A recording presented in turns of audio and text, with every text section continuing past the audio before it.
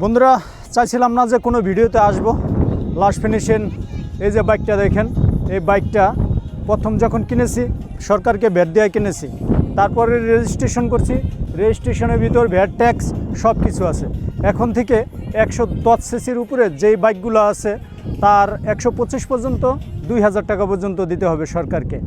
আর 125-এর উপরে 165 পর্যন্ত যা আছে 5 থেকে 10,000 টাকা। এটা আমাদের বাইকারদের জন্য আসলে এটা কষ্টের ব্যাপার। বাইকাররা অনেক শখে একটা বাইক কেনে।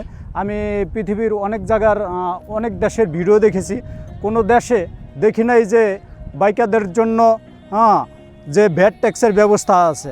আমি বিশেষ করে নেপাল, থাইল্যান্ড, মালয়েশিয়া, সিঙ্গাপুর এবং কি ইন্ডিয়া, আলাদা প্রত্যেক দেশটাই আলাদা বাইকারদের জন্য লেন আছে। কিন্তু দুঃখের সংবাদ, আমাদের দেশে এটার উপর এখন ট্যাক্স বসাবে। ট্যাক্স দিতে হবে। আমরা রোডে চলি, আমরা রোডের ট্যাক্স কিন্তু দিছি। বাইকটা যখন নিয়েছি তখন ঠিক সরকারকে ট্যাক্স দিয়েছি, রেজিস্ট্রেশন করেছি। এখন আবার আলাদাভাবে ভাই গভর্নমেন্ট যেটা করবে মানতে হবে। তবে কিছু জিনিস বিবেকে লাগে যায়। আসলে বাইকারদের হলে ক্ষুদ্র